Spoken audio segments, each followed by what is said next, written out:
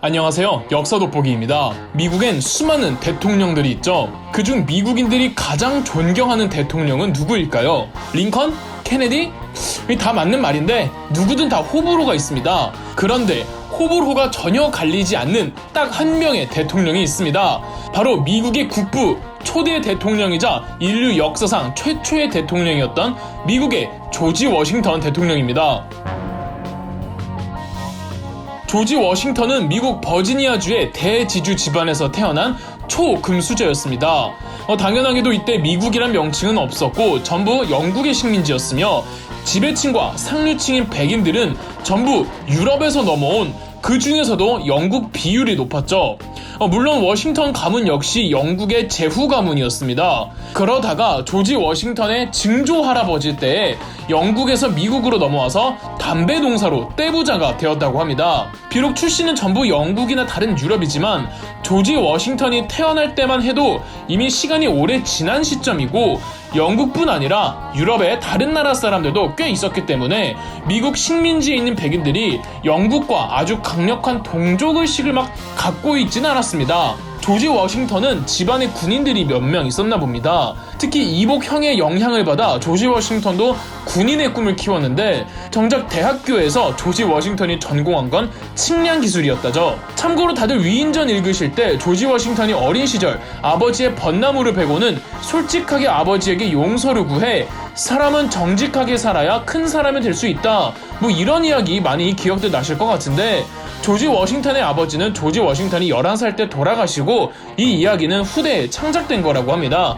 여하튼 군인의 꿈을 키운 조지 워싱턴은 버지니아주 민병대에 입대합니다. 그러다가 유럽에서 7년 전쟁이 벌어지는데 이 7년 전쟁이 신대륙 식민지들까지 확장이 됩니다. 즉 아메리카 대륙 내에서도 영국의 식민지들과 프랑스의 식민지들이 싸우는데 이때 버지니아주 민병대에 있던 조지 워싱턴이 발탁되어 영국 군으로 정식 입대하여 무려 중령 계급까지 땁니다. 이 7년 전쟁 때의 경험은 민병대라는 아마추어 개념이 아니라 정식 군인 조직이었던 만큼 조지 워싱턴에겐 굉장히 값진 경험이었고 실전 경험에 조직 운영수까지 배울 수 있었던 전쟁이었죠. 선천적인 리더십과 지휘 능력이 어느 정도 있었으니까 뭐 거기서도 눈에 띄긴 했겠죠. 뭐 거기에 키도 188이었다고 하니까 얼마나 튀었겠습니까? 7년 전쟁 이후 자금난에 쪼달린 영국 정부는 식민지였던 미국 13개 주에 일방적으로 과도한 세금을 부과했습니다. 여기에 반발한 상인들이 대표 없이 과세업되는 구호와 함께 1773년 보스턴 항구에서 영국의 차 상선을 털어먹는 이른바 보스턴 차 사건이 터집니다. 이렇게 영국 본국과 13개 주 식민지 사이 갈등의 골이 이루 말할 수 없이 틀어졌고 사건을 해결하고자 13개 주 대표들이 1774년 필라델피아에서 만나서 제1차 대륙회의를 갖습니다. 이 회의에선 영국과 싸우자는 의견보단 그래도 우리가 좀 참자 라는 의견이 좀 우세했습니다. 하지만 1차 대륙회의의 결과가 무색하게 1775년 보스턴의 렉싱턴과 콩코드에서 미국 민병대와 영국 군인들 사이에 유혈 사태가 결국은 나버린 겁니다. 곧바로 13개 주 대표들이 다시 모여서 2차 대륙회의를 엽니다. 이제는 뭐 참자 말자의 문제가 아닌 거죠. 이미 사단은 났고 영국군은 보스턴 항구를 봉쇄해버렸는데 물은 엎질러졌고 싸울 수밖에 없던 겁니다.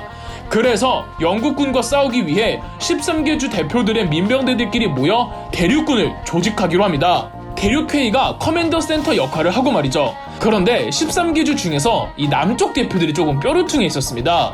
이유는 원래 북쪽 대표들이 강경파였고 다소 친형적인 남쪽 대표들은 싸우기 싫어했거든요. 무엇보다 단합이 중요하다고 생각한 북쪽 대표들은 남쪽 대표들이 달랠 필요가 있다고 생각해서 대륙군을 지휘할 총사령관으로 남쪽 출신의 군 장교를 임명하기로 합니다. 바로 조지 워싱턴이요.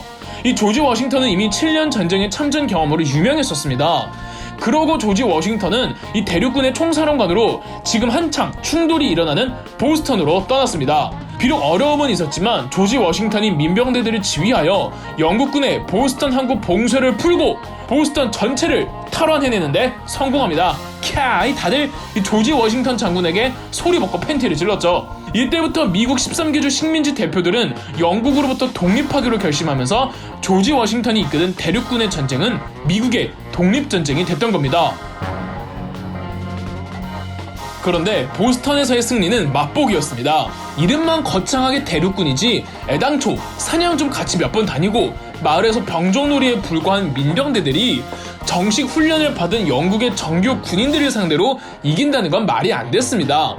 보스턴에서 나온 영국군은 뉴욕으로 향하는데 조지 워싱턴이 이끄는 대륙군도 뉴욕을 사수하기 위해 뉴욕으로 건너가 열심히 싸우지만 열심히 싸우는 만큼 계속 패배하다가 뉴욕을 빼앗기고 도망가는 신세가 됩니다. 결정적으로 큰일이 생기는데 이 대륙군의 활동 기간이 딱 1776년까지였습니다. 대륙군의 군인들은 이 12월 31일만 지나면 각자 고향으로 돌아가도 되는 상황이었던 거죠. 사기는 땅에 떨어지고 탈양병은 속출하고 이제 대륙군 해상까지 며칠 남지도 않은 12월 26일 조지 워싱턴은 어떻게라도 되라며 에라 모르겠다 영국군의 용병대 진지를 야습했는데 성공해버린 겁니다. 기세를 몰아 영국군 진지를 공격했는데 또 이긴 겁니다. 갑자기 전의가 불타오른 대륙군은 제대를 거부하고 계속 남아있기로 합니다. 그러나 이번에도 몇 번의 승리로 자신할 수 없는 상황이었기에 조지 워싱턴은 시간 끌기 작전을 펼칩니다. 어차피 침략하는 쪽은 영국이고 시간이 오래 지나면 불리한 건 공격하는 쪽이니까요. 그래서 조지 워싱턴은 군대를 이끌면서 싸울 듯 안 싸울 듯 재간만 부리면서 정작 안 싸우고 도망치며 영국군 말리기 작전에 들어가죠. 이 답답한 영국군은 대륙군을 무시한 채 곧바로 미국 독립전쟁의 커맨더 센터 이 13개주 대표들이 모여있는 필라델피아를 점령해버립니다. 다행히 대륙의회는 요크타운으로 도망쳤지만 전반적으로 미국이 불리한 상황이었습니다. 다행히 1777년 미국 13개주 대표 중 가장 인싸였던 벤자민 프랭클린이 유럽으로 넘어가 입을 털면서 동맹국을 모았고 영국을 벼르던 프랑스를 포함한 여러 유럽 국가들이 미국의 독립전쟁을 지원하기에 나섰습니다.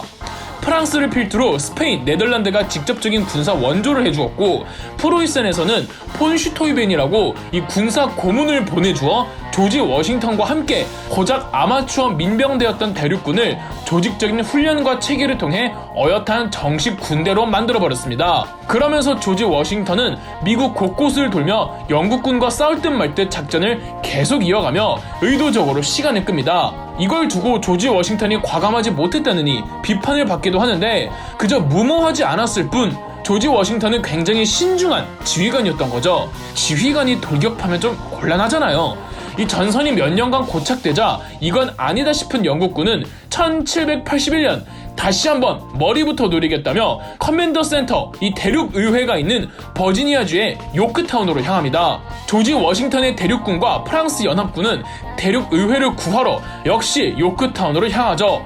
요크타운이 해안가에 있단 말이죠. 영국군은 지상의 육군과 바다의 해군이 양옆으로 요크타운을 포위할 생각이었는데 이 영국 해군이 프랑스 해군에게 당하면서 거꾸로 영국군이 바다의 프랑스 해군과 육지의 조지 워싱턴 대륙군에게 포위가 되어버린 겁니다. 2주가 넘도록 영국군은 저항하지만 결국 무리임을 깨닫고 이 요크타운 전쟁에서 항복을 해버립니다. 그리고 1783년 프랑스의 중재로 파리에서 영국과 미국 대표들이 회담에 나섰고 영국은 미국의 독립을 인정하면서 바야흐로 미합중국, 이른바 유나이티드 스테이츠 오브 아메리카가 탄생하죠. 독립 이후 미국 대표들에게 또 하나의 고민거리가 생기는데 이 독립한 13개 주들은 다 따로 각자의 주들을 운영할 것인지 아니면 13개 주를 아우르는 전체 연방정부를 수립할 것인지였죠. 이 반대파들은 연방정부가 생기면 아니 영국 정부와 다를 게 뭐냐는 것이었지만 대세는 연방정부를 수립하자는 의견이었고 대륙의회는 만장일치로 초대 대통령의 조지 워싱턴을 선출합니다. 반대파들조차도 기왕 연방정부를 수립할 거면 이 대통령은 조지 워싱턴이어야 한다고 할 정도로 조지 워싱턴의 인망이 두터웠던 거죠. 1789년 이렇게 조지 워싱턴이 미국의 초대 대통령이 되었는데 미국의 1대 대통령이면서 인류 역사 최초의 대통령이기도 했습니다. 그래서 당시 미국 국민들은 이 왕과 대통령의 존재를 정확하게 구분하지 못하고 있었습니다. 조지 워싱턴은 재선에도 쉽게 성공하여 대통령 재위 8년을 역임하는데 워낙에 국민적 지지를 받고 있던 워싱턴이라 맘만 먹으면 더 연임할 수가 있었습니다. 그러나 워싱턴은 8년이면 충분하다면서 더 이상의 연임을 자진 포기합니다. 이후 미국의 역대 대통령들도 3번 이상은 재선하지 않는 게 관례화되었죠. 이 조지 워싱턴이 정말 대단한 게 권력에 대한 집착이 없었습니다. 애당초 대통령직을 원하지도 않았고 8년이면 충분하다고 자진 사퇴하는 것도 진짜 대단한 거죠. 주변에 적이 없고 이해관계를 막론한 사람들이 전부 한 사람을 만장일치로 찍는다는 것만 봐도 이 조지 워싱턴의 가치관과 인생관을 알 수가 있죠. 개인의 욕심보다는 전체의 화합을, 지나치게 감정적이고 충동적이기보다는 이성적이고 낄끼빠빠를 아는, 또 부하의 능력을 알아보는 눈썰미와 부하에 대한 믿음은 이 전형적인 리더의 좋은 예가 아닌가 합니다. 이런 완벽한 조지 워싱턴에게도 흠이 하나 있었으니 이가 별로 없어서 늘 틀니를 끼고 다녔다는 겁니다. 선천적으로 이가 안 좋았대요. 그래서 연설도 남긴 게 별로 없고 초상화 봐도 늘 입을 다물고 있답니다. 에이 뭐 이 정도 인간 믿음 있어야죠. 이 조지 워싱턴에 대해 재미있고 유익한 시간 되셨으면 하며, 그럼 역사 돋보기였습니다.